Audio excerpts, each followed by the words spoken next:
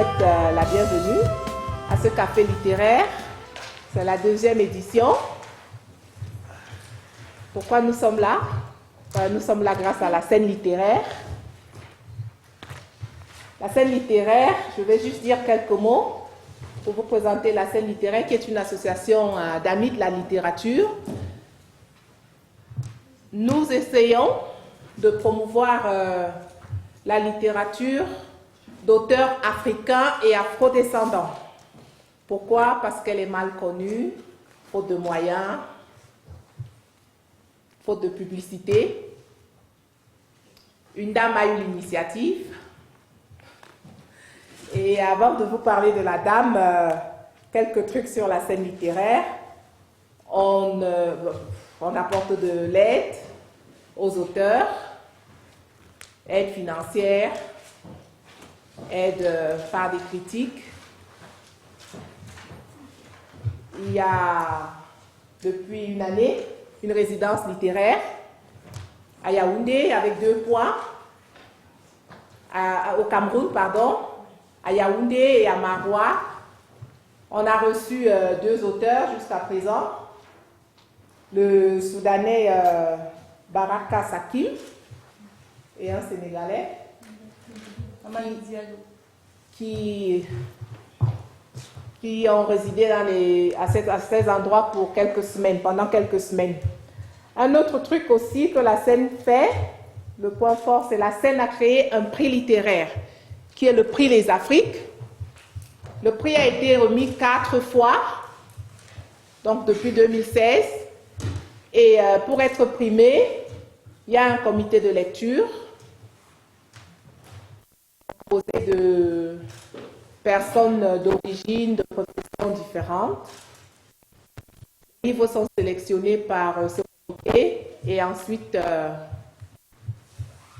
le lauréat est choisi par un membre du jury. J'ai oublié quelque chose. Et je tenais à vous présenter la dame, Flore Agnès Ndazoa. C'est elle la fondatrice et la présidente de cette association. Nous, Christine et moi, nous sommes de Berne. Comme chacun d'entre vous, nous donnons un coup de main en organisant des cafés comme celui-ci. Et encore une fois, vous êtes la bienvenue. Je donne la parole à Flore Agnès, qui va vous dire un peu plus sur le prix littéraire. Merci beaucoup, Christine.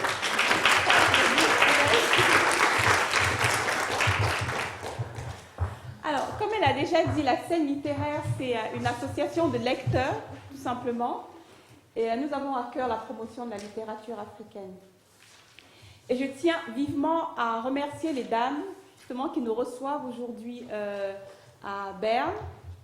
Madame Christelle Huch, Madame Christine Amenda. C'est très difficile de créer quelque chose et de voir que ça prend, et de voir qu'il y a des gens qui s'y intéressent, de voir qu'il y a des gens qui s'investissent dans des domaines comme le domaine de la littérature, parce que c'est des domaines que les gens pensent élitistes et ils ne s'y intéressent pas beaucoup. Donc, je suis vraiment très reconnaissante de tout le travail qu'elles font ici à Berne. Voilà, et je leur dis encore merci 1000 fois, venant du cœur. Donc, le prix Les Afriques, comme elle a dit, c'est un prix qui a été créé pour récompenser la littérature africaine et la littérature afro-descendante. Nous l'avons déjà donné 4 fois, et cette année, il a été décerné à l'unanimité, comme on dit, à l'écrivain nigérian Elnathan qui est ici avec nous aujourd'hui, pour son livre Né un mardi. Le prix lui a déjà été décerné, parce qu'il a été décerné en juin dernier à Genève, donc il a déjà reçu, et on l'a invité, elles l'ont invité ici à Berne aujourd'hui pour qu'il vienne nous parler précisément de son livre. Donc je pense qu'il va commencer par une lecture du livre, parce qu'il y a des gens qui vont venir au fur et à mesure, étant donné qu'il y a des bouchons à Berne, comme vous avez vu. Il aura un interlocuteur, mais cette personne va venir après. Et il va commencer par une lecture, et puis après, ben voilà, on va faire les choses doucement. Et après la lecture, après les discussions, vous aurez l'occasion de lui poser des questions, en fait, sur son livre, ou bien tout ce que vous voulez savoir sur lui. Et après, on aura un apéro, tout simplement. Alors, je vous remercie une fois de plus pour votre présence et puis j'espère que vous allez passer un bon moment. So, Elnathan, you have to come here and speak with your audience.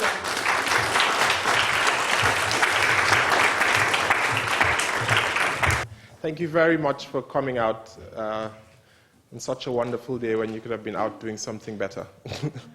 I hope everyone can hear me at the back. Yes. Great. The format has changed a bit. I will be speaking about the book, but also about all of my literary influences and the reason why probably we are here today. One of the things that concern me the most is the constituent elements of what we call literature, and in turn, what some would like to call African literature. And for me, I break this down into very simple elements, and that literature, one of the ways in which literature is conveyed is language. Of course, there are other ways, sounds, movements, light even, if you look at the work of people that use mixed medium to do literature. But for the kind of thing I do, it's language. And when I break language further down, I have things like sentences. And when I break sentences further down, we have words. And I ask myself, what's the nature of words? What's the power of words? What are the limitations of words? And as a writer, and especially as a writer that's from Nigeria, I think of the burden that words carry, especially when I use words in a language that has assumed its current form over a period of history that is not particularly pleasant. I should probably be speaking Jew, which is the language of at least one of my parents. But instead, due to certain historical factors, my second language is Hausa, in fact, and not Jew, which is a history which I will talk about. I'm speaking in English, which is, a second layer of colonization, which replaced the first. And so I'm two languages removed from the language that I ordinarily would have used. And what that does is that it impacts the way in which I see the world. It impacts the way in which I transmit sentences, which in turn become literature, especially because of the language that I use. And that's one of the heaviest burdens that we who use languages like English or French or German have, especially those of us who are African. It might appear to be a simple burden, but one only needs to think of the history of the language that we have. And one of the quotes that I like a lot in talking about language before we go into the book and to why I chose the kind of language I chose is a quote by Dambudzo Marachera, the Zimbabwean writer who died in the 80s. And he said, English is a very racist language. It's a very sexist language. And that to make English do what it needs to do, you have to have harrowing duels with it. You have to beat it into submission. Because by itself, generally, I like to say that language is not neutral. And when people come to language and say, oh, well, I did not mean that, I just used this word, people often forget that language is the result of years of both cultural, historical, and political baggage. And that words come to life not by some magical process, but that words come to life through active deeds of human beings. And that words take on new meanings because of the deeds of human beings. And that the meanings of words are changed because of the actions of people. And that none of this happens just by itself. And so that there's nothing that's neutral about language. And that's why I say language can become a tool of violence. And language, just like with a car, in the hands of the person who's not a good driver, can become an object of violence. And which is why when certain writers sort of take for granted their role in thinking about this, and they say, oh yeah, I don't want to think of the history, I just want to write, what comes to me. Some of us often remind people that, well, it's like saying I'm holding a very sharp cudgel or a machete and saying, yeah, I just like to, wave the machete around, I don't want to hurt people, I just want to, but it cuts. And that, at least one of the edges is sharp. And this is sort of the introduction I wanted to make just to show how sort of the foundation of the way I see language, and that in spite of the fact that I'm quite comfortable and happy speaking English, like Achebe said, let no one be fooled that we are speaking English, for we intend to do unheard of things with it. And it is my hope that, at least in English, I have tried to do some, harrowing duels with this language and forced it to do some of the things that it should do. And I will, just as an example, I will sort of launch into a reading from the novel, Born on a Tuesday, for which reason I think I'm here. And to use this passage as an illustration of one of the things that I tried to do. Now, I remember that there was a word in Hausa that, as a writer that just started, I was so obsessed with, and I thought, because one of the things I also do is translate from Hausa into English. And while we translate, there was this word that we never found the exact equivalent for in English, and the Hausa word is santi. And we had equivalents, we had close substitutes, but we never found something that exactly conveyed the meaning of this word. And I always said, one day, when I write a book, I will anglicize santi, and we'll make sure that everybody in the world knows what santi is, and we'll make it an English word. In the same way, we have all of these other words that have bullied their way into English, and are now, anglicized words. And so I will read from part of the book just to explain this. If you have this edition of the English, it's on. Sorry. If you have this edition, it's on page 114. Now, just to set this part up, the main character is midway through his journey, and thinking about a lot of things in life, but then also thinking about food. And this particular chapter, or this part of this chapter, came somehow as an afterthought, if you like, because I thought at the time I didn't have enough passages about food. And I thought, how can I write about this place that I know, this place where I've grown up, and not talk about not just the food, but the sensations that food give. So, the sugarcane here is sold in long, fat pieces. The way the skin is scraped, you would think they had competitions for who could scrape the cleanest. Few things are like sugarcane. When I want to chew it, I do not like having 1 or 2 small sticks, because that will just make me want more. And if I cannot have it, then I will be irritated that the longing for it has been created in me.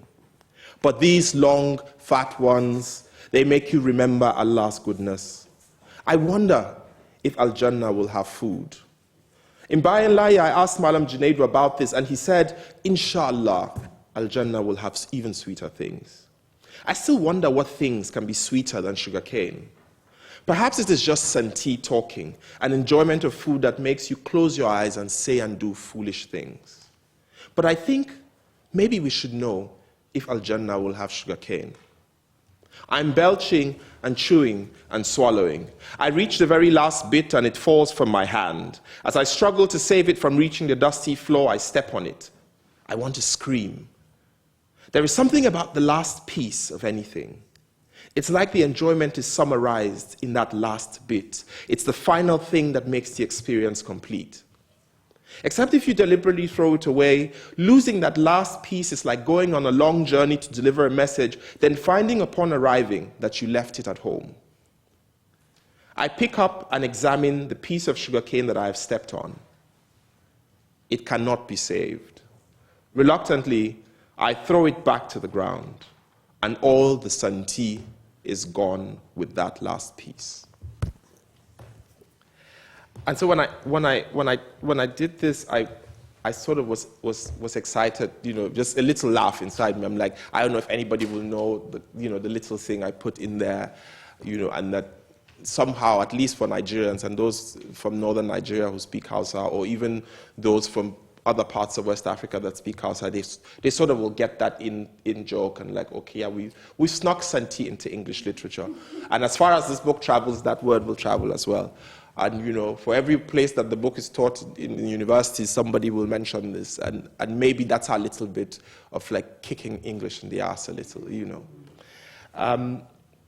Another thing I wanted to talk about is, especially for those of us who write modern narratives and not particularly writing history, there is that particular challenge of writing the modern narrative, the modern novel, where you are conveying in real time things that are happening, especially at the time when we are not completely in control of these narratives, where big media is not controlled by us, especially economically, where the facts that are known about us are facts as conveyed in 2-second news bits on CNN, or on BBC or that kind of thing. And so in many ways, our narrative is shaped by editors in rooms in Paris, by editors in rooms in London, in rooms in New York. This is where the narrative is.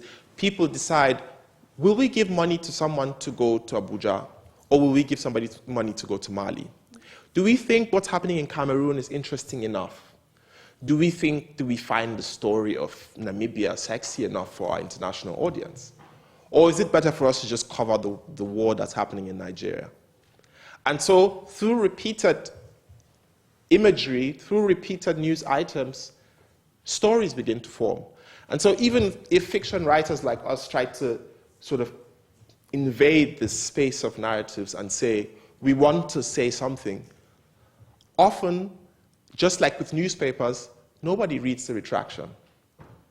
When you have the front page paper that says, La Scène Littéraire is a criminal organization, if 5 weeks later the editor says, we do apologize, it will be in a small corner on page 2, and so we deeply apologize for our, but they're not going to put a front page headline, we were wrong.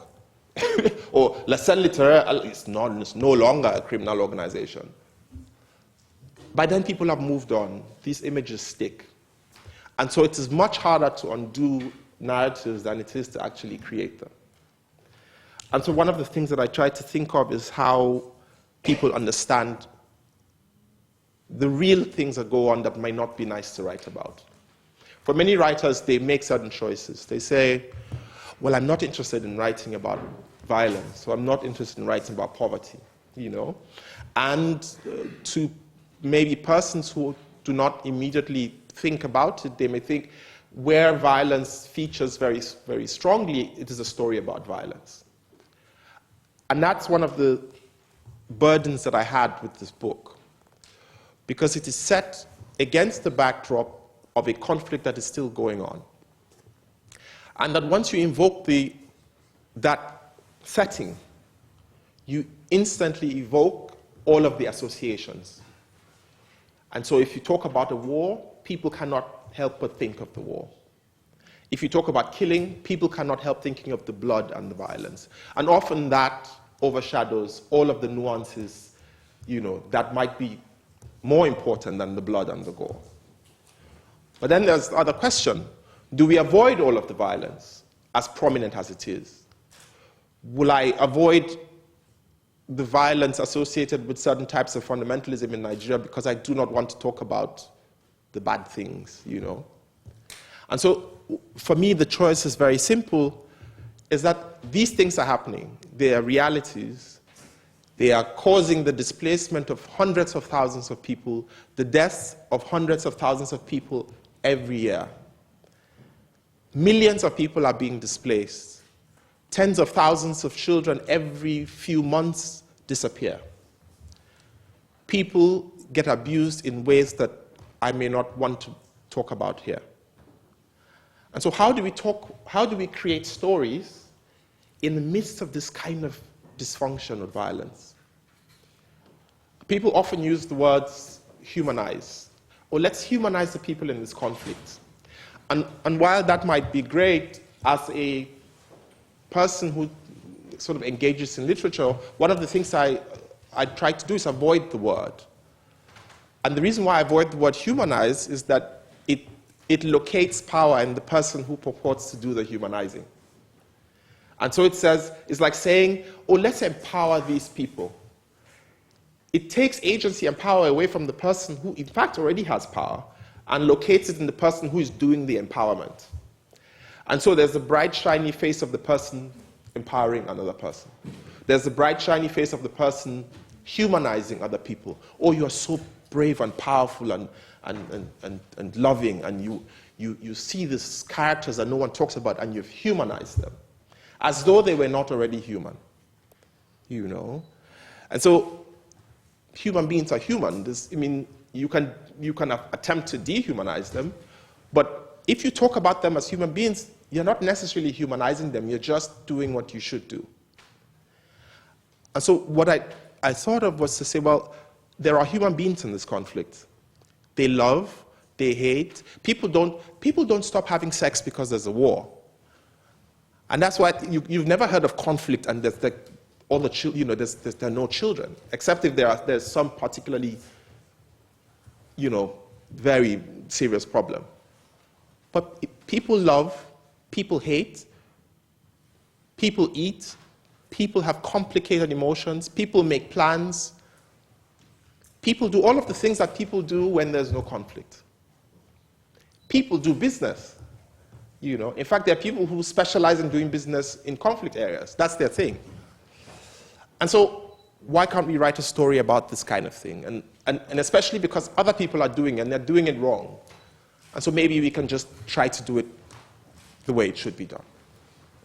So my main character, Dantala, is a young man in northern Nigeria, and the story is deliberately set in northwest Nigeria because, like I said again, of the associations with conflict. And that's why I did not set the novel in northeast Nigeria, which has a war going on now.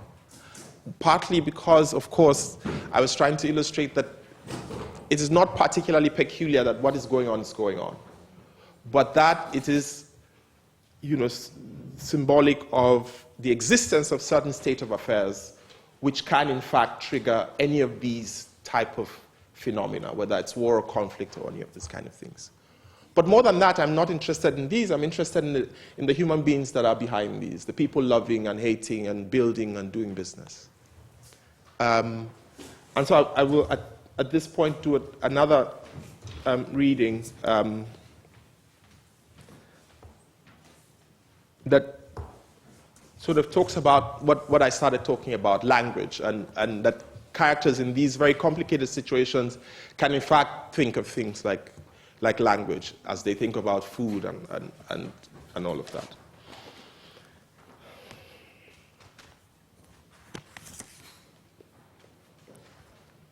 Now if you have this, I'm reading on page 83. And if you don't have it, maybe you can lean over or you just look at my face. I like people looking at my face. So at this point, I'll just set this up. He's gotten a gift of a little transistor radio. And if you know northern Nigeria, you know that one of the most important means of information dissemination is, in fact, the transistor radio.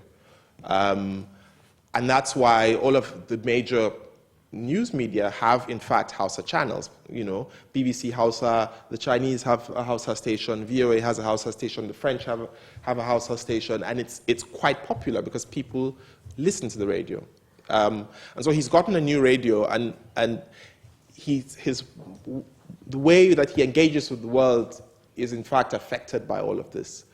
And it changes the way he thinks about language as he moves from one sort of prism that is granted to him by one language to another prism that is granted to him by another language. And sort of the bridge between is what forms a large part of the story. Tuning the radio to find stations. I find BBC Hausa and BBC English. I like BBC Hausa, especially the news. It is surprising that I learn new Hausa words from a foreign radio station. Comparing the news on BBC English to that on BBC Hausa is interesting. Sometimes I do not know a word in English and I hear it in Hausa and then I understand. Other times there's a Hausa phrase I have never heard before, like Majalisar Ɗinkin Duniya, which BBC English translates United Nations. If I had not heard it in English, I might have translated it Association of Joining the World. But then if I had heard United Nations, I would have called it Ɗinkakunƙasashe in Hausa. Words turn into something else when they change from Hausa to English and back. And so, I mean, with this, one of the things I was thinking of is how meaning changes when it moves between contexts. And that, in fact, returning to an original context does not, in fact, mean returning to original meaning. And that it is, in fact, affected by this motion, this movement, this transition from one place to another. And that once an idea has moved from one spot to another, it is affected by the people that cause the movement, by the place where the movement takes it to, and that when it returns, it is never the same. It's like leaving your country, going to another country. You never come back the exact same person. Sometimes we come back and the very things that you never used to notice probably start to irritate you. You know, we are changed by places that we've traveled to. The same way words are changed, same way ideas are changed. And in this particular setting and context, I was interested in how our stories, when they come back to us, especially as African writers and readers and people interested in the philosophies that grow out of and move from Africa and back, how does this affect us? When I see a Cameroonian drummer in a German city doing an African dance, how does it happen? Is it the same if you take that guy back to Cameroon? You know, even with food.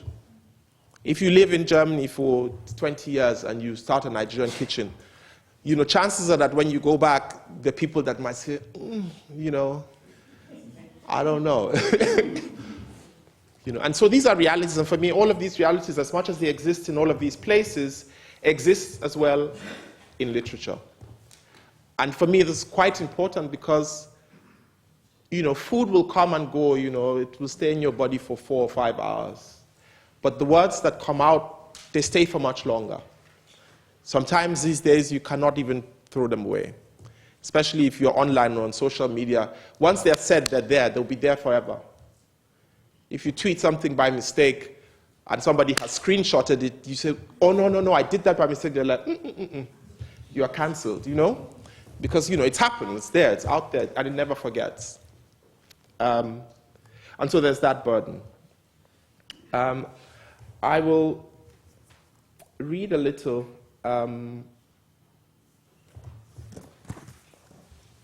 Just following on back of some of the things I've said about this particular setting of the novel. So I'm now just moving away from all of this rambling to the story itself of the novel.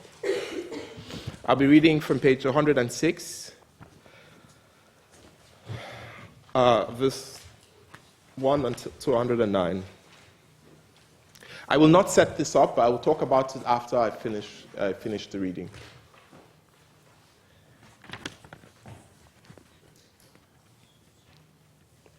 There is silence in the room. Oh no, there is the silence in the room.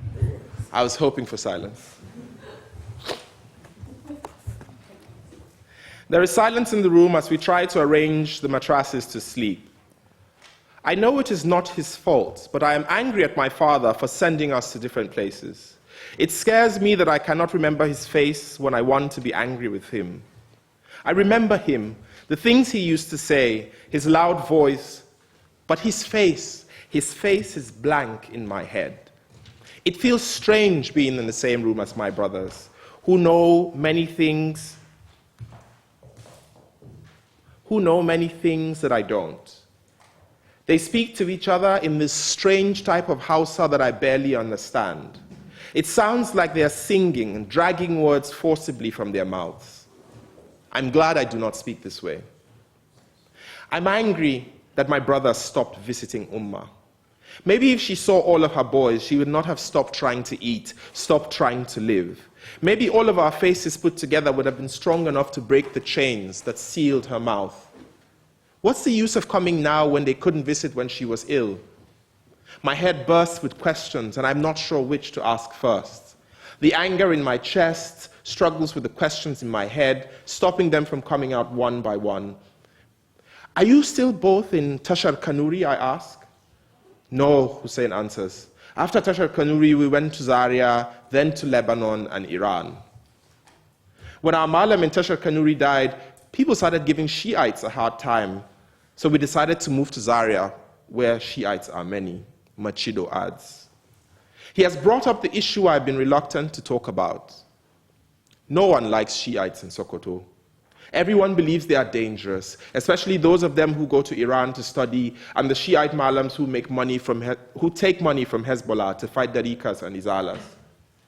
Even Sheikh preaches against the way they only pray 3 times instead of 5, how they act so uncivilized during the festival of Ashura, covering themselves with mud and dirt, flogging themselves, wounding themselves to mourn the killing of Imam Hussein in the Battle of Karbala. Why do you people observe Ghadir Khum? Why do you elevate Ali among the Prophet's companions, I ask? I really want to know. Well, from the hadith of the Prophet ﷺ himself, Machido begins. I know you must have studied under Malam, so I know you have heard the hadith. Of whomsoever I am the Mawla, Ali is his Mawla. O Allah, love him who loves Ali, hate him who hates Ali. Yes, but the Prophet did not praise Imam Ali alone. He also praised Imam Abu Bakr, Imam Umar, Imam Uthman at different times. There are hadiths that show this. That praise does not make Imam Ali the Khalifa. The Prophet did not choose a Khalifa to succeed him. Do you really think the Prophet would have left such an important decision to chance? You think the Prophet wanted his people to fight over who would succeed him? Wasn't Imam Ali the only blood relative of the Prophet among the caliphs? The way Machido is speaking with his eyes wide open, the way Hussein smiles like someone who has just dug up a bag of money, I know I cannot win this argument. It's not that I don't have things to say about Imam Ali or the fact that they pray only 3 times a day, combining Zuhr and Asr in the daytime and Maghrib and Isha at night. I've heard Sheikh debate these things many times. I know the answers, I know the verses, I know the hadiths to counter Shiite teachings. But if you bring up a hadith that clearly says they are wrong, they say the hadith is not authentic. And what can you say when someone says your hadith is fabricated? I'm exhausted from arguing, and I stop talking. Machido and Hussein go on and on. It shouldn't have been like this. I should have been happy to see my brothers, not exhausted, not suspicious, not confused. If you come with us, we can find a place for you, a comfortable place. I know it's hard to understand being a Shiite at first, because everybody spreads lies about us, accuses us of things we do not do. But once you understand the main things, everything becomes clearer, wallahi. I do not respond to Hussein. There is nothing to say to this offer. Maybe I should just respond in kind, ask them to leave their lives, wherever it is they are now. Ask them to come to Sokoto and live under Sheikh. I turn away and begin to roll the prayer beads in my fingers, counting.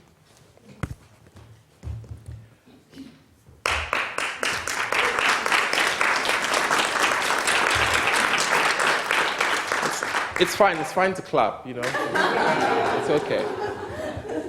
So, yeah. Elnathan, Esther will come with you now to challenge you a little bit because you speak somewhat. Yeah. We like having you. How are you? Good to see you. Something to try? Thanks.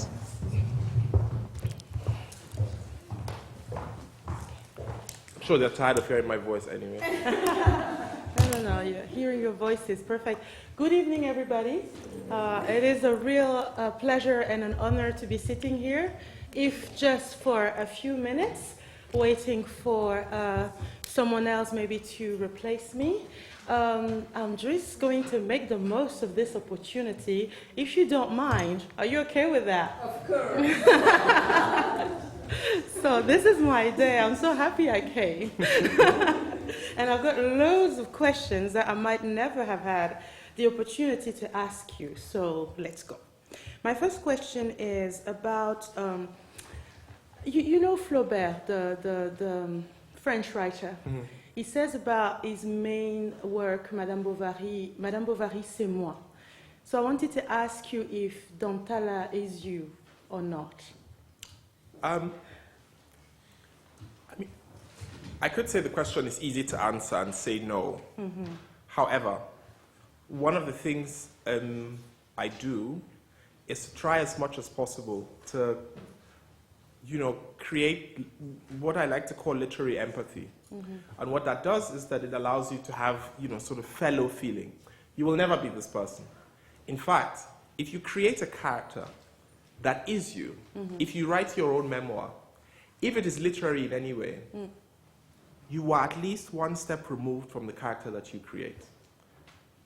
If you tell a story, you tell only one perspective of that story. Mm-hmm. If all of us are in this room, if all of us tell the story of what happened in this room, we will all have different perspectives. Yes. Mm-hmm. We do not have, no one in this room has monopoly on the knowledge of what happened in this room. Mm. I could sit here and say, oh, they loved it, Flora could go and say, oh my goodness, I was so embarrassed, I could say it was a full room. The gentleman at the back who can see the empty seats could have said, yeah, I wish, the seats were occupied. And these are vastly different perspectives. Absolutely. And so, certainly the character is not me. Mm-hmm. And I've tried to inhabit a space, not inhabit the character, but inhabit a space that I can share with the character, to the extent that I'm able to bring this character to life on the page, mm-hmm. to the extent that I can understand what motivations may have driven the character at different points in time, okay. to the extent that I understand that I will never be able to truly, fully be this character. And that makes me do the extra work to, as much as possible, bring this character to life. Fantastic. And how do you do that? Do you, like these Hollywood actors, inhabit the skin of someone who is similar to your character, sleep with him, eat with him? Well, I try not to sleep with my characters. Good news. One of the things I did, especially for this book, was to speak to as many people as I could, mm-hmm. but also to try to recollect conversations I already had when the thoughts around this character were forming. Mm-hmm. In northern Nigeria, you have people like Dantala everywhere. Okay. In fact, there's a word which I use in the book called almajiri, which literally translates to a disciple.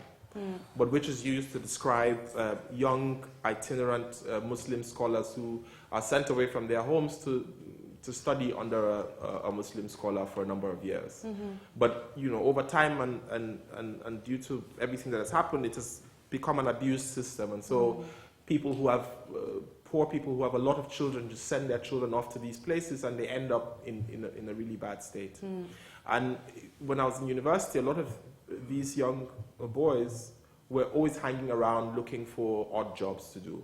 And so, you know, students would shout for one of them and all of that, but no one would know their names, you know.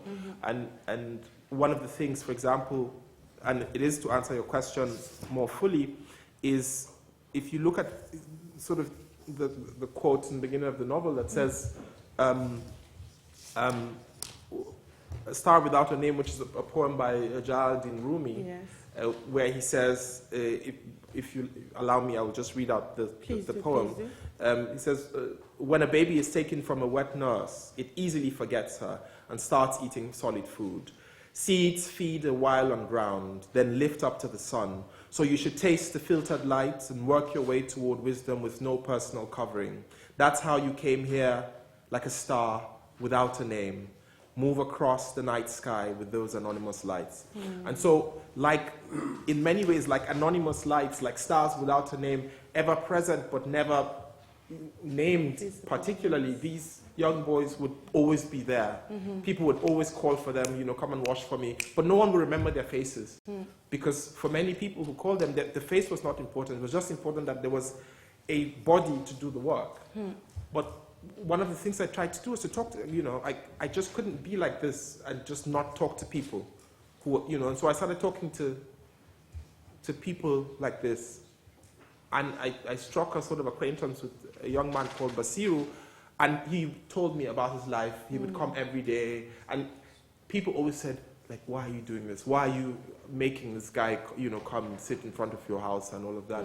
But then he kept coming because, you know, nobody would talk to him normally. And so for a long time, he was shocked because he thought maybe I wanted something from him or something. But he just kept coming back because no one ever asked him, where are you from? What's your story? And so he would come and sit every day in front of my room and, you know, would have a short chat, and I would say, you know, so when are you going back? How did you come here? Who, you know, all of that. So, I mean, at the time I wasn't thinking of the novel. It's not like I was thinking I'm going to write a novel about this. But these, I would say, these were the seeds that grew. You know, they lay fallow in the ground for a long time, but they grew. With a bit of watering. So you're giving a name to the nameless children and a face to the faceless children. Actually, I'm not. It's one of the things I talked about earlier. They are not faceless. They have a face. They are not nameless. They have a name. So I'm not giving them names. I'm simply acknowledging that they have names. I'm acknowledging that their faces exist. Because to say, like I said earlier, to say I'm giving a face to the faceless is to domicile this thing in me and say, you know, I'm giving them a face. You know, they have a face. They have a name. They exist. In the context of it's metaphorically, obviously, like The Invisible Man, novel title. And I'm thinking of Dantala as a character. He is a very delicate soul. He is gifted with languages, and is a critical thinker. In so many ways, he is different from the average Quranic student that you just described.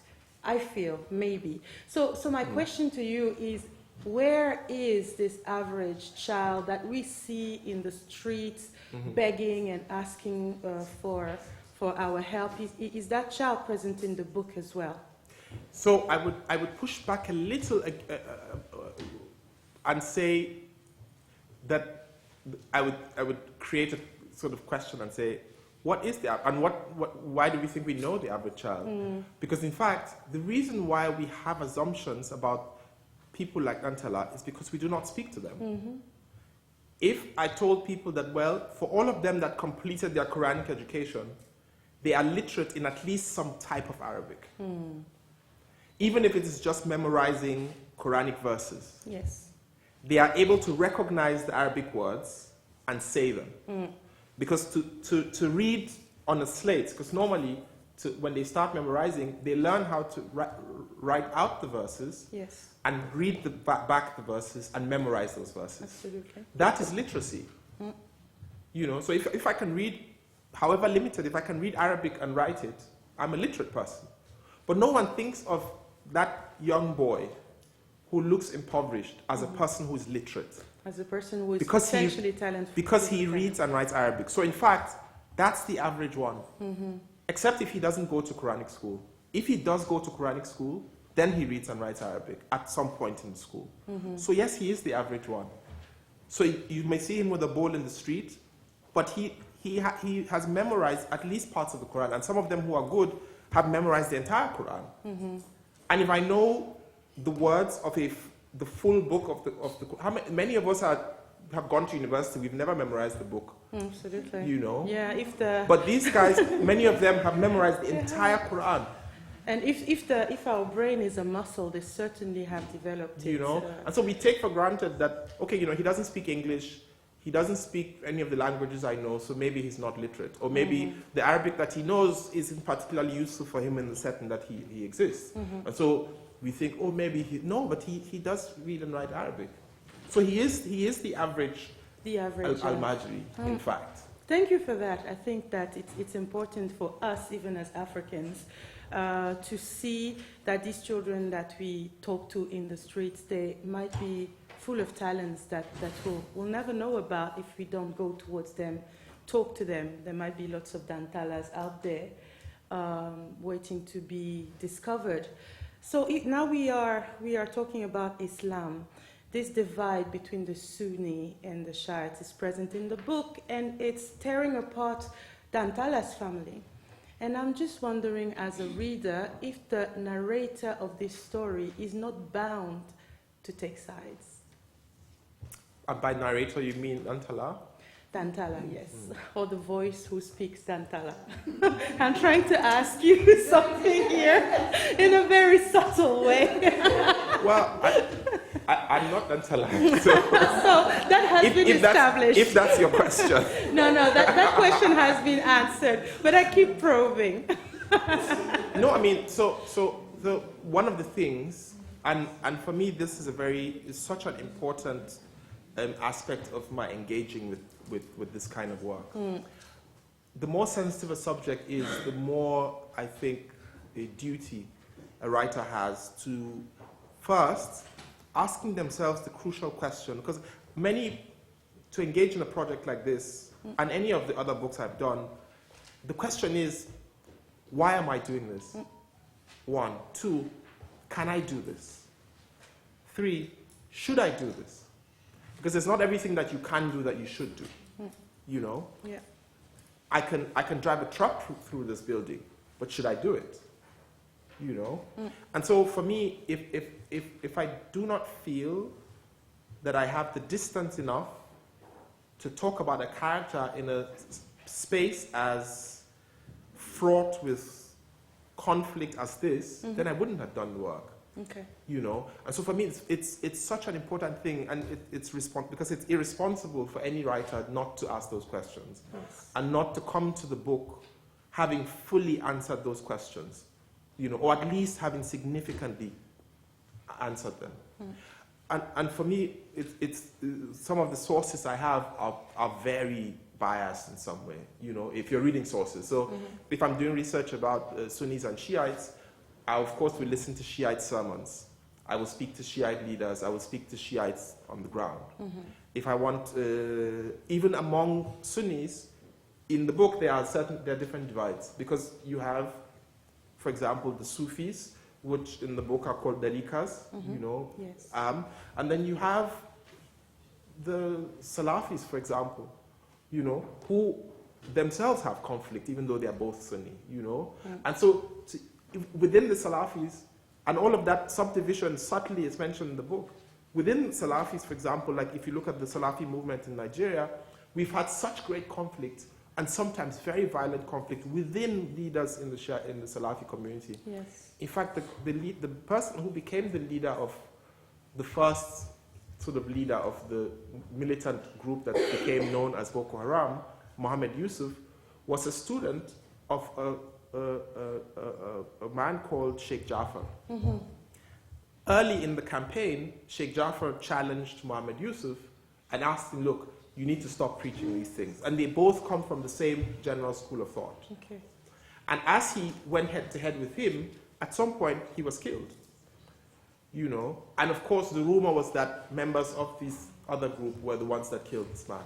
And so this is a third layer away from even Sunni Shiites. We're talking within Sunni, the Sufi, Salafi, within Salafi, different strains and strands. And so if you don't understand all of this, if you're not willing to do the work, and if you're not willing to place yourself at a distance away, so that what you're doing is not making value judgment, but thinking about the human beings within the space. And if you think of the human beings within this space, then you are less inclined to say, do I support this person or support that person? And especially if you're writing fiction, every character is complicated, full of layers, and never completely good or bad, you know, in that kind of way. And that people are flawed, they're complex, and the most interesting characters are often the most complicated characters. Those that aren't just these great people who are heroes. You know, for me, great, nice, kind, beautiful people, they're boring. They can be quite boring. You know, like, well, okay, you're nice, you're kind, you don't do anything, you just wake up, you say good morning to all your neighbors. I mean, who wants to write a book? You want to read a book about that kind of person who just wakes up in the morning, says good morning, and grew up in the same village, died in the same village, didn't do anything. He's a nice person. If there's a heaven, probably will go to that heaven. But do I want to read a book about that person? That's maybe your next challenge. Yeah, do I want to read a book about a nice guy who just didn't do anything? No. Yeah. I want to read a book about the kind of complication that is present even in small quantities in each of our lives. Because that's one of the things that literature does as well. It reminds you that however different you feel, there is in fact something of a thread that runs right through us. And that often the better executed a character is, the more people from as diverse backgrounds as possible can relate to something in that character. Totally. Even if you're writing as a person from Iceland, if it's well written, you know, there's a shared humanity that we have. We do have a shared humanity. And when you describe this Islamic context of Africa, the influence of Saudi Arabia in that situation, and the mother's reaction to the changes that her children are going through, we see the complexity of the situation. So was it very important for you as an author to write a realistic story? Are you versed in realism, or is the adventure different? I mean, realism without adventure is probably just journalism, you know? There's nothing to it. So even within, I'm just trying to say that one does not preclude the other. And that you can have all of that adventure with realism. I find realism very challenging. And one of the reasons is that people often take your book as some kind of text, you know, that is real. And they say, well, I've been to Sokoto. This is not how, that street, I know the street. That's not how the street is, you know?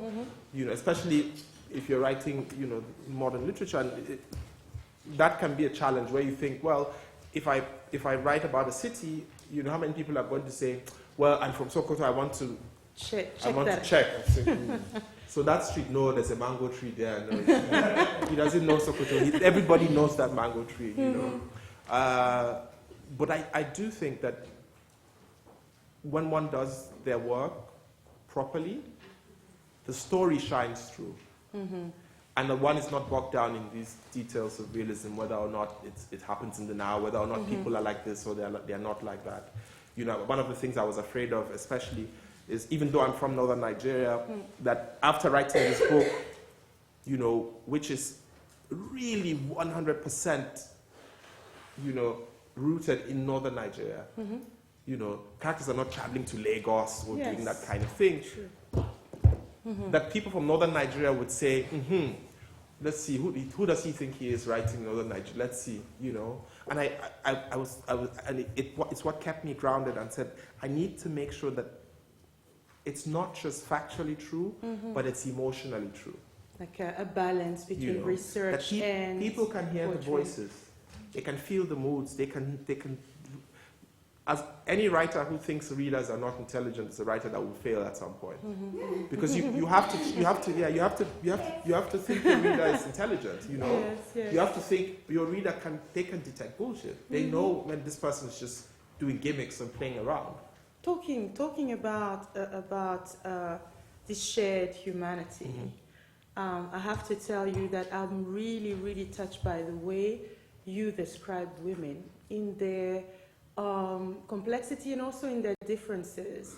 The mother and her mental health issues, the Aisha, obviously, the stellar solar girl, and also the prostitutes.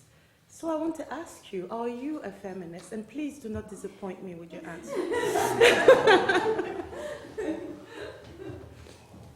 I'm trying to channel my inner Angela Merkel. So I will preface my answer with this. Often, especially in the world that we live in now, it is very popular for people to take big positions with zero action, you know, and especially for men, it's easy for us to make grand gestures. Oh, I'm a feminist, I'm a male, you know, and I think anybody who calls himself a male feminist, you know, but the feminist is the person. Careful. The feminist, no, I think the feminist is the person that does feminist things. Absolutely. The feminist is not the person that says I'm a feminist. You know, women, this is a space that you respect, but to invade the space and say, you know, I also want a title.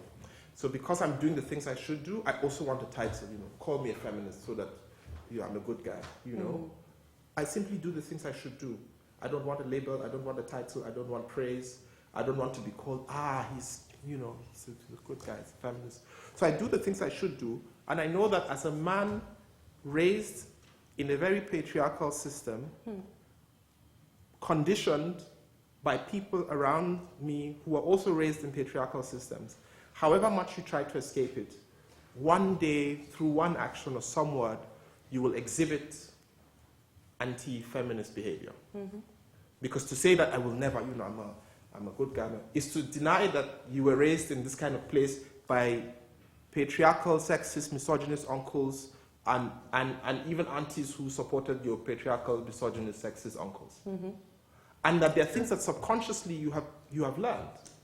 And the process of achieving or coming to that point is a process of unlearning. It's to say, I was born with this burden, and that as we go, the same way the world will not become some great feminist paradise tomorrow, we constantly have to keep shifting and changing and asking, how does power work?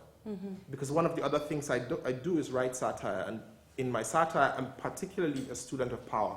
And I'm saying, how does power shift and change in all of our relations?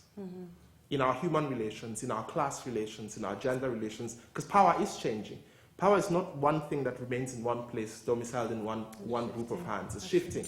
So how does our understanding of power shift, and how does our behavior shift along with it?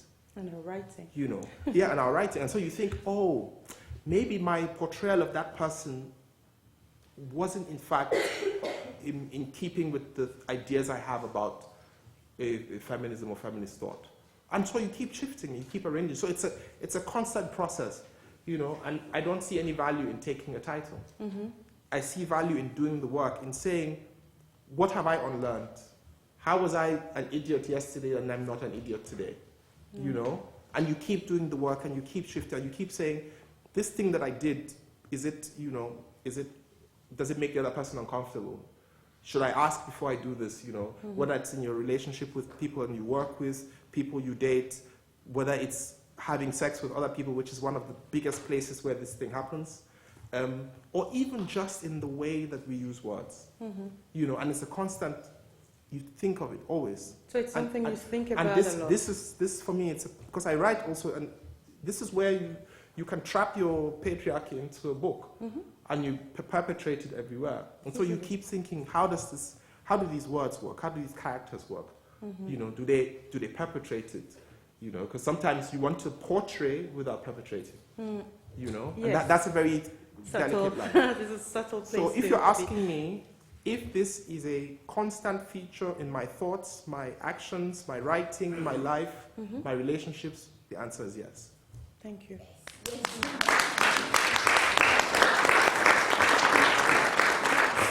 So, sir, I just have one last question for you before the people in the audience take over. You just dodged major pigeonholing right now. So I'm going to try another form of pigeonholing for you. I just wonder, from your own perspective, how Nigerian, how Pan-African, how universal you see yourself? How do you play with this balance of paradigms?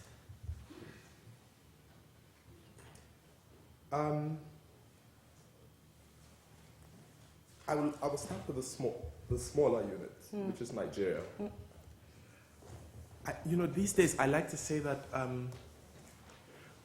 often there is a temptation for people to either claim or grasp larger spaces because maybe the smaller spaces feel inadequate or they feel pigeonholed by being called the smaller thing. And I say to people, if all I am is a Nigerian, why do people think that's small? Nigeria is such a huge place. If all you do is writing about Nigeria, you will be, and they grant you 300 years of life, you will never be able to write about it. True. In fact, within Nigeria, I always say to some of my friends who like to brag about being Nigeria experts, I say, anybody who calls himself a Nigeria expert is, I don't know. Like, what are you an expert in exactly? All of Nigeria? It's such a large, complicated place. Once you shift, even sometimes so some of the research I'm doing now is about, or that I did for the last book I finished writing, is about cosmologies, both in Islam and in religions like Bori. Okay. And this is such a particular thing in a particular place, that just reading about this alone, I have books up to here. This is not northern Nigeria, no. This is a part of northern Nigeria. Part of northern Nigeria. Very specific. And so for me, even if that is what I am, it's big enough. This place I'm talking about, I mean, there's some of these countries, look, how many people are in Luxembourg? Even Switzerland, how many people are here? The people are, they're fine being Swiss this, Swiss that. So why, why not Nigeria? Why not? So I'm very comfortable being called Nigeria, even though I often also say that does not mean that I'm unaware of what Nigeria is, which is a very artificial geographic expression rooted in colonialism. And that complicates it to a very great extent. And that's why my thoughts about it are not easy and smooth. I know what Nigeria is. And I know why Nigeria is the way it is, at least in part. And it's rooted to some extent in the kind of history that we have. That some guys sat down somewhere and drew lines around a certain place. And say, all these people, just put them together, it's easier. And that eventually they say, okay, we'll arrange you people like this because of that, It's a construct. And then now we are stuck in this kind of, we're trapped in history. And even though it might be an incongruous union, we are forced to work with it, and not even forced to work with it freely. Forced to work with it within the constraints of a global economic system that forces your hand, driven by very corrupt people who in fact play into this global system that makes sure that nothing ever happens. And so, I'm aware of these complications. Also, I'm not nationalist at all. I'm not, in fact, I'm even careful about the word patriotism, because I always say patriotism is the ugly cousin of nationalism. I'm so anti-nationalist, and I just think that passports are just what they are. If I had my way, we wouldn't have the borders. We wouldn't need to carry these little booklets that say, I am this, and because I am this, I have this power to go that place. And because I am this, I can do this thing and you can't do it. That we can look alike, we can be exactly the same person, but she would get in through one gate and I will get in through another gate.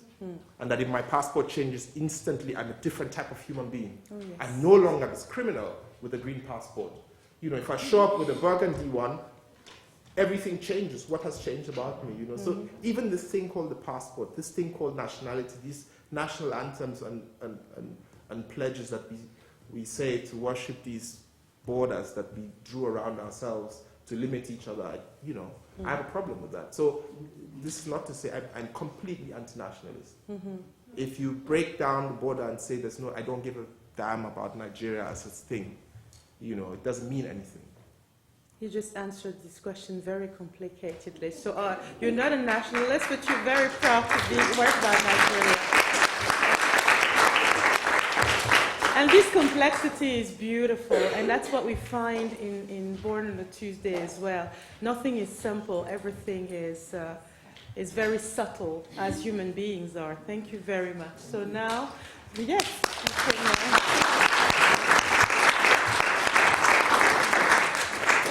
So now, turning to you. Time to get some more questions from the floor.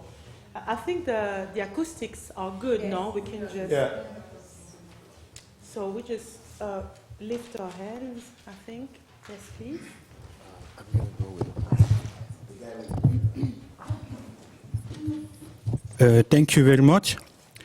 I would like, first of all, to highlight some good facts I've noticed by reading this book. It is my second time to attend this kind of cafe. Last year, I bought one exciting book titled Les Maquisards. It was a very good book, and once more this year, I've been captivated by Né un mardi. The reader is captivated from the first line of the book till the end. I think Mr. John has adequately managed all the literature tools. What's hold me awake is specifically the tense of writing. Unlike common novels, Elnathan often used the present as time of narration of past events, and it really makes the reader feel as part of the described story. The perfect description of places is done with such precision that one could ask, where is the frontier between the fiction and the reality? From Bayamlayi to Sokoto, passing through electoral fraud? That's the first question. The second question is why Mr. John has hidden for so long the name of the counter. I would like to know, because I've reading from the beginning as somewhere without finding the name of the counter. So, yeah, of the narrator. I know his name, but I'm asking, why has he hiding his name for so long in the course of the book? It seems as if he didn't want to give the name of the narrator. So I would like to know why. And the last question, please. Should the content of the book change if the narrator was born one Wednesday? Thank you.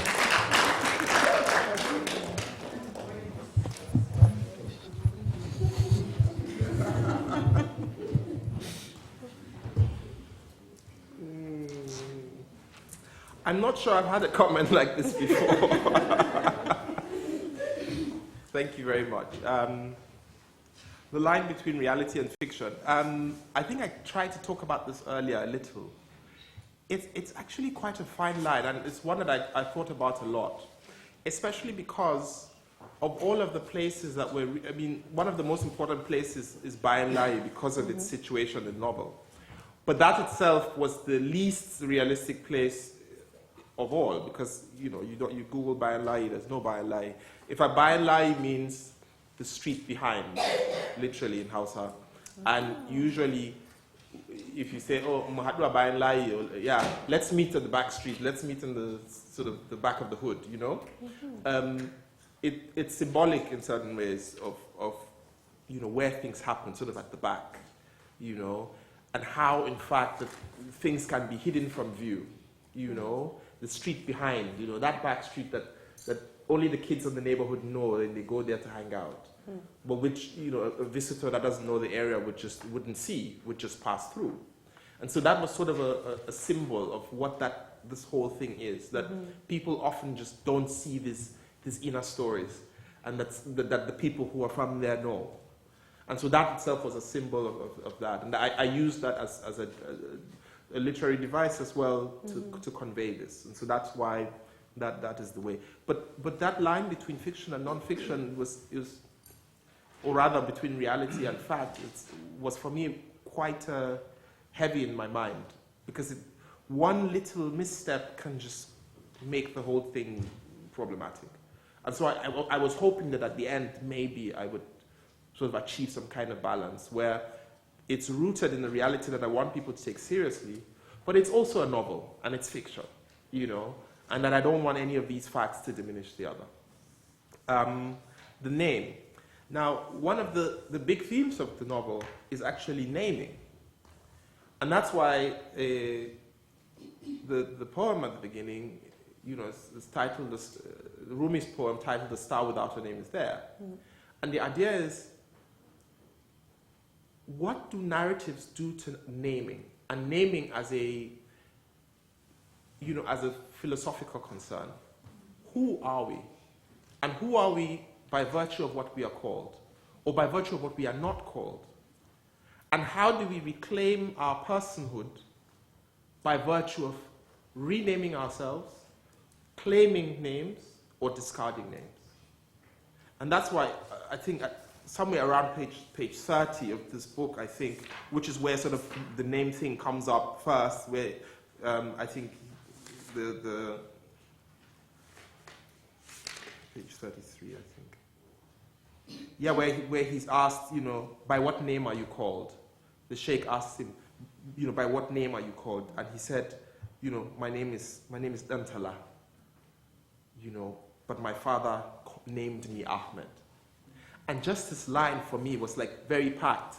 And he says, my name is X, but my father named me Y. And the Sheikh responds by saying, well, you have a good name of a prophet, you should use that name more. And the juxtaposition of what name a person feels comfortable being called with what name has been bestowed upon a person, the differential between that in terms of whether it makes a person more of a person or less of a person. And then what name a third party chooses to call us or thinks is appropriate for us. And this, just as a concept, exists everywhere. With whatever we call ourselves, with what other people call us, with what people say, you shouldn't call yourself that because X, Y, Z. Who has the power to do this? And it's the kind of question I was hoping to throw up while firmly setting the book in this particular setting. And so the idea of names is very heavy in the book, and that's why the positioning of that name is where it is. Tied in with the coming of age of this character. And let's hope I will have a character born on Wednesday sometime.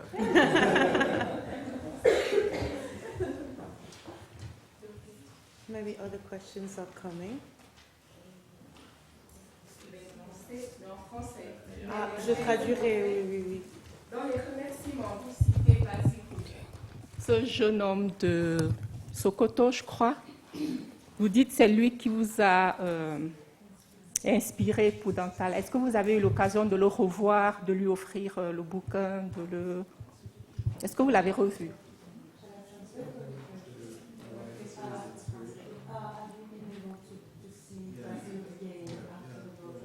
I've actually gotten this question, and for me it's a bit of a sad question because the answer is no. And I always wish, at some point in my life and in our interaction, he just disappeared. And the fact of his disappearance was another reason why I felt very strongly doing this particular story. Because at some point, he just disappeared. You know, I couldn't find him. I asked people around, you know, have you seen Basiru? And they said, who's Basiru? You know? I tried to describe him, but, you know, and that's why it's all tied to this idea of even just now it's just on a naked level, what is a name? People couldn't even remember that this guy who comes to this house every day has a name. But, you know, I couldn't find him, and I had no way of tracking him. And anything could have happened to him. He could have died. He could have gone back to Sokoto. He could have been lost somewhere. He could have just, I don't know. But the fact that people can disappear like this, and that no one really cares, was for me such a big thing. So the answer is no, and I really wish that I could have, but. Thank you. I was just curious, at the beginning you were speaking about language and how you are 1 or 2 steps away or remote by using English, which has been brought to you thanks to the United Kingdom. Authors like you start traveling the world and you spend months in, I don't know, somewhere in Europe on writer camps, or I don't know exactly what you would call them, but how does that, and you know, when you read African literature that has become known internationally, these authors oftentimes then spend a lot of time outside of Africa. And I was just curious if that has a similar impact or what impact it has, not to say that it must be negative, but do you feel it helps to be closer by being away, or, you know, how, in relation to what you said to language, does the geographical, your location also has an impact on your writing? Que Monsieur Elnathan John ne vive pas chez lui et quel est l'impact de cet éloignement géographique sur son écriture? Well, as far as language goes, not very much, because I'm still speaking the same language. And the violence that has been done to me by my speaking of this language was already done to me when I was living in Nigeria. So moving didn't particularly change this, because, I mean, it was done to me in Nigeria. And, you know, in fact, if you went to school in Nigeria, you would know that, you know, there used to be names of people who use vernacular. And vernacular simply means any other language apart from English. If you spoke any other language, you were punished. You know, sometimes you were beaten for speaking another language. And so, in even physical ways, that violence was done to you already in Nigeria. And in fact, as diverse as Nigeria is, we do have only one national language. We're not even like South Africa that has almost a dozen national languages. We have one. All language of business, law, government is conducted in English. Even in places where half the members of parliament of the state don't speak English that well, they have to conduct language business of parliament in English. So, as far as language is concerned, not very much. But of course, there are other things that factor into the creation of literature. Some things require proximity, some things require that one steps back. For the novel that I wrote after this, which was set in between the late 1700s and 1800s, I don't need to be there. I have the material, I have the persons who have the material, people who did research on the ground at the time, because those things don't exist anymore. And in fact, the last sort of professor who worked on the ground in this part of the country where I'm researching, I was in touch with him just before he died. So that for me was like is as close to that place as it could, because he was on the ground in 1960, physically interviewing people, all of whom have died. And so that for me was as close as I could get. And so of course, if I'm writing this history, I could do it anywhere. I mean, also I write quite a lot of things, and so each of these things require a different kind of engagement with either country or place, and sometimes some of the things are not even about Nigeria. You know, some of my stories are set in Berlin, for example. and many other things. And I use different media to do this work. And so, depending on what I do, some things are better or worse, you know, and I choose the things which I'm well equipped to do. The things which I'm not well equipped to do, I don't do. Some projects, for example, I have dropped. Like, there was a book I wanted to do, which was a memoir of sorts, not really a memoir, but it was supposed to capture, in fact, I already had the promises of funding for the book, blah, blah, blah, blah. I was supposed to travel with cattle across northern Nigeria on foot for 3 months, you know, and just sleep in the bush and everything for 3 months. But it became too dangerous to do because of the herdsmen and farmer crisis that we have now. It just became just impossible to do without needlessly risking one's life, you know. So yes, it depends, depending on, you know, what.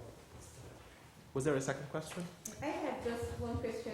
With, I am one of your biggest fans. Yes. Confirmed. Oh, really? And in the world, yes. And We can confirm that. We've got proof. And I'm following you in Twitter. Hey, And no Twitter questions. of course. So you have many followers in Twitter coming from Nigeria.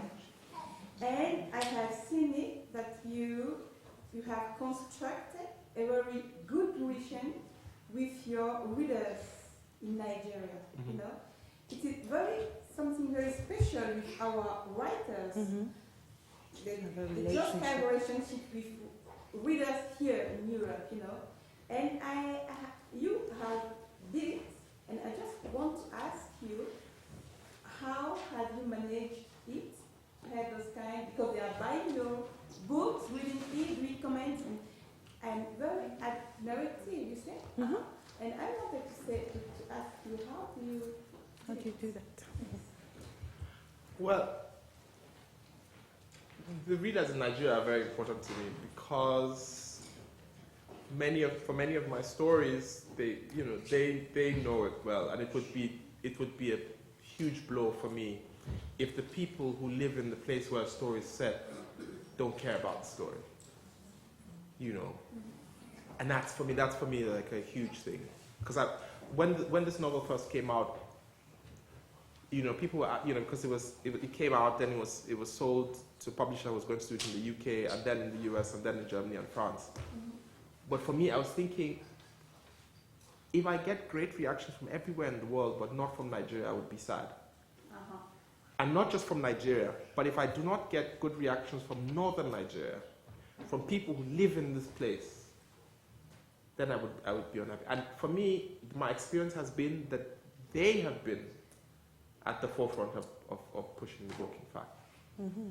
That they have been the ones who, you know, pushed for it. They were, when I did a reading in Abuja, it was, you know, the reaction was, I was happy about that. Yeah. And so, I always remember that people engage with me like this, and I engage with them as well. Mm-hmm. You know, because, I mean, readers are human beings. Mm-hmm. They want to be engaged with sometimes. But I also understand that many writers don't, it's not a thing they can do as individuals. They don't have the emotional, I don't know, capital or whatever to engage in these kind of interactions with readers. Mm-hmm. They can do a reading, but they don't want more interaction. Mm-hmm. People are different. I mean, I can do it. It's not a problem. I've been doing it for a long time. So for me, I only left Nigeria like 3 years ago. Mm-hmm. You know, and I know my people. Mm-hmm. I know how to relate with them. There's a language that we can, you know, when people want to talk about the book, mm-hmm. they appreciate that you want to talk about the book with them. Mm-hmm. You know. And I also get something. It's not like I'm giving people something. I get something from it as well. Because there's nothing like people actually engaging with the characters that you created. That you sat down in a room somewhere and just typed out words and created this thing. And that there are people who say, we are invested in this thing that you created. And that we're willing to follow you, and we're willing to talk about it with you, and we're willing to keep it alive. Because there are many novels that come out, and after 6 months, they're gone. Yes. In fact, the average life generally of books in bookshops is 6 weeks. After 6 weeks, it goes in the back. You know, so I'm very thankful that Nigeria, in many ways, keeps the book alive, in the way that translations also keep the book alive. You know, and that it gets a new life. It's like the book is born again in French. You know, it's born again in German. You know, and that for as long as Nigerians keep discovering it, it keeps getting new life. Yeah, first of all, I'd just like to express our thanks for you to take time to actually come here. I very much like your comment when you said effectively, let us shaft the English language. I am spot on that. And the way we can do that is by recognizing the single element that identifies us as Nigerians. We come in all different shapes and sizes. And by being an Oyibo, coming back to Nigeria, arriving in Lagos, for example, those who are Nigerians here will know what I'm saying. You walk down the escalator that never works, and all the Oyibos go to the right, the Nigers, they go to the left. And when I go to the left, I'm giving certain characters the opportunity to make themselves noticed, typically wearing a uniform, by pointing at me and say, you are going the wrong way, you should go this way. And then I just have to say 1 or 2 words in Pidgin English. And then they say, he's one of us. So, apart from jollof rice, the English that we speak, our Pidgin English, is really what unites us. When 2 Nigerians meet anywhere in the world, as soon as that Pidgin English comes out, we know ourselves. And so I'd like to ask you, or to encourage you, to consider writing a book, a novel, in Pidgin English. And the title of the novel could be something like, Make We Shaft Them. I mean, it's great. I mean, but just to add one, sorry to be anal about this, but just to add this little point about Pidgin. While it's true, I mean, one of the things I also try to remind people is that, in fact, the prevalence of Pidgin is slightly overstated. And here's why. There are millions of Nigerians that do not understand a word of Pidgin in northern Nigeria. In fact, whereas Pidgin would be the street language in Nigeria, in northern Nigeria it's not. Many people I grew up around didn't understand a word of Pidgin. Pidgin is as unintelligible to them as English is. And so you could go to certain places and nobody speaks Pidgin except maybe the Igbo community there or the Yoruba community there or the common places where people meet. Once you go out of those places, zero Pidgin. They don't understand a word of it. The language of the street there is Hausa instead. And so, I mean, everything you said is true for a lot of the country, but not for all of it. Because once you move up, it's the further north you go, you've got less and less Pidgin and more Hausa. And so I try to think of these things as 2 things on a street level and on a unifying level, even though Hausa is more controversial in that regard, because it does have a history. It does have a history of, some would say, erasing other languages. You know, for those of us who were colonized by the Hausa kingdoms that became Hausa Emirates, would say, well, maybe we don't want this kind of unifying languages, because what it does is that it has an effect of, under the banner of unity, erasing smaller groups. So, and these are like the complications of using these kind of commonalities. It's just to complicate the questions, to say, it is in fact a language that unifies a large part of Nigeria. Somebody was saying, well, maybe we should make airport announcements in Pidgin. But I just reminded them that you know how Nigeria is. The moment you do that, the man from Sokoto who doesn't speak English or Pidgin will say, this one is what now? Are they speaking Chinese now? You know, you know, that kind of thing. So in fact, it can create a complication because people will be like, pidgin. Because some people, if you go to a guy from Koranamoda or some village in Zamfara, it's like, it's not pidgin, it's not our language, it's their language, you know. So that's also there. So, but I've tried to do some sort of small work in pidgin, but I also write in Hausa, so I do both. So maybe we can have a half Hausa, half pidgin book. That's what makes the whole spice. Yeah. It's that dynamics. Mm-hmm. Because we are a slice of humanity in the making. We still have to decide, are we going to be a sandwich or not? Mm-hmm. You know, just say it in a very simplistic way. And I think that's an interesting thing. I mean, some of us that have some gray hair have experienced... I have like 2 gray hairs. You don't want to know where. We have experienced a transition of Nigeria from what we encountered at birth to what it is today. And never would we have been able to fathom that type of change, that type of transition. It's still mind-boggling to us, you see. And I think we have to be courageous to have a conversation. And I think what you mentioned is absolutely true, because that is another division within the country. You see, the fact that we cannot even communicate, which is a tragedy in itself. You see, and so these are things that really need to come to the fore. It's all part of nation building, and so we encourage you. And I think the interesting one would be 2 characters effectively, you know, engaging and then arriving at, but which you will then arrive at, use a fictional, let me call it that way, arriving at a level of unity or discovering each other's humanity within that framework. Thank you. But keep the British in mind, please. Well, either Mr. John will take your idea and run with it, or you might be writing the book yourself. You've got it all figured out, sir. Thank you so much for the time spent with us. Maybe two small requests before we part. The first one would be, please teach us how to greet properly in Hausa before you go. And second would be, could you just read us... We greet universally the same in Nigeria. Just give us money. So we speak the same language. You know. No, seriously.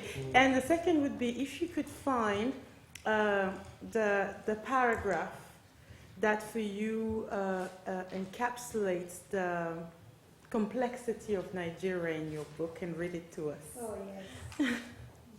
Yeah. Only that.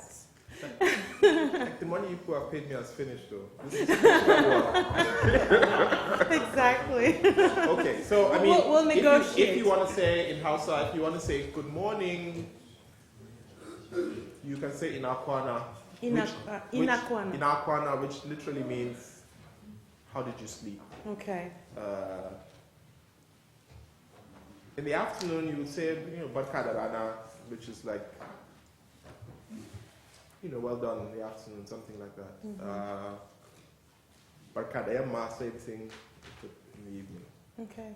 But a general, like, easy greeting, which is not really a greeting. That one. People say Sanu. Sanu. But Sanu means many things. Sanu means sorry. Okay. If you say Sanu, it means slowly. Sanu means well done. And it can be used sarcastically or say, Sanu. Okay. So Sanu is just like well done. Like, well done. Thank you. Thank you so much.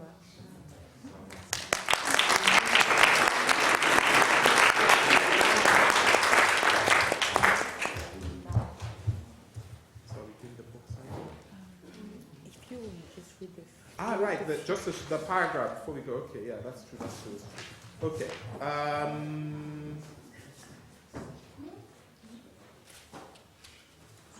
Yeah.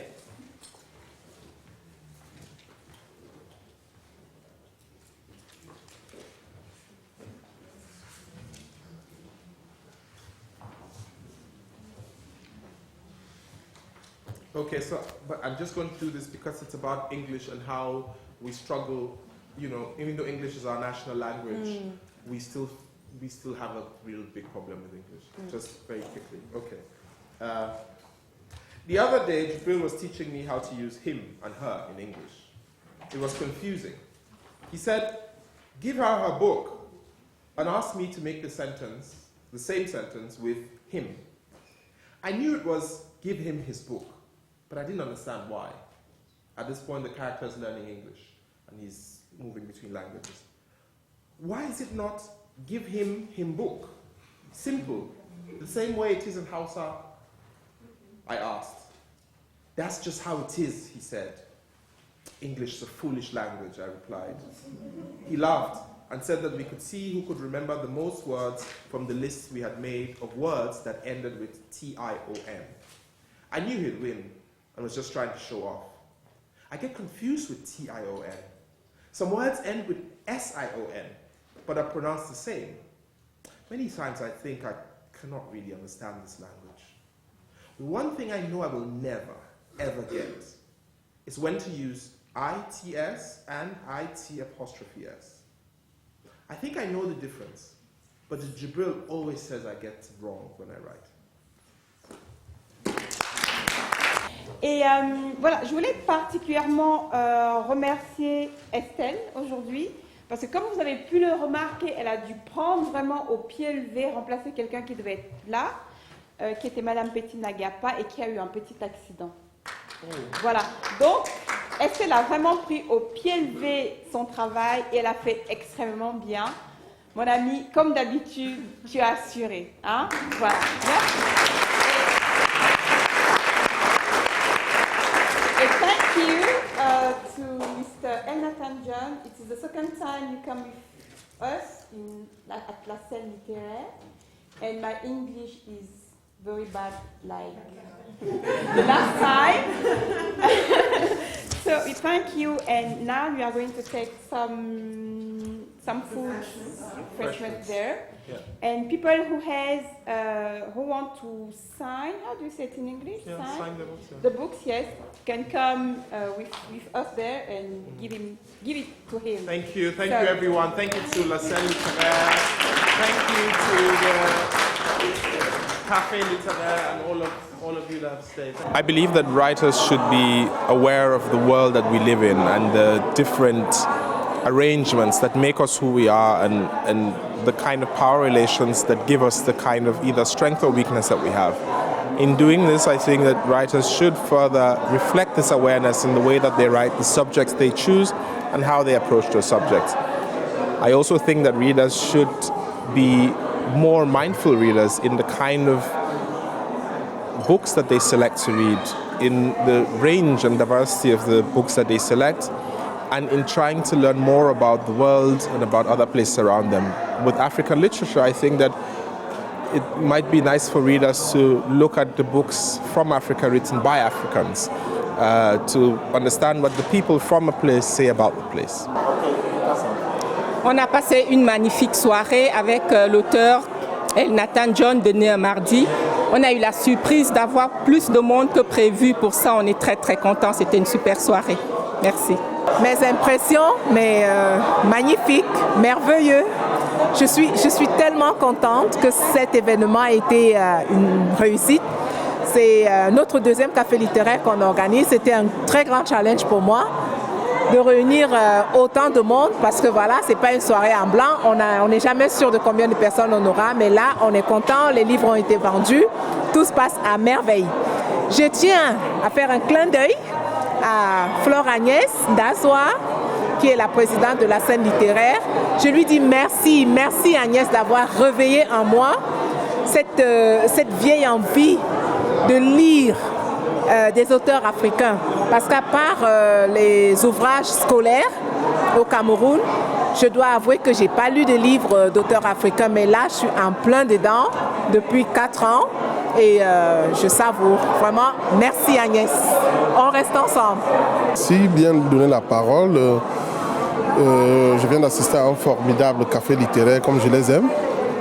Et c'est une très très bonne initiative de ma part et j'encourage les organisateurs ou les organisatrices, je pense, de continuer dans ce qu'ils sont en train de mettre sur pied, c'est-à-dire promouvoir la culture africaine, bref, montrer aux yeux du monde que nous avons du talent en Afrique et c'est à nous, rien qu'à nous, de valoriser ces talents et puis de les montrer au monde entier. Donc, bravo pour les organisateurs et j'aimerais à l'avenir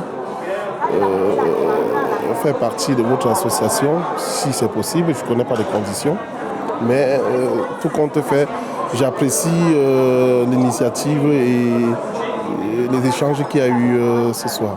Voilà, je vous remercie. Je trouve assez extraordinaire d'organiser une soirée comme ça. C'est vrai qu'à Berne, on n'a pas souvent l'habitude d'assister à des soirées qui soient multiculturelles et je trouve que c'est une chance extraordinaire que la scène littéraire ait fait ça.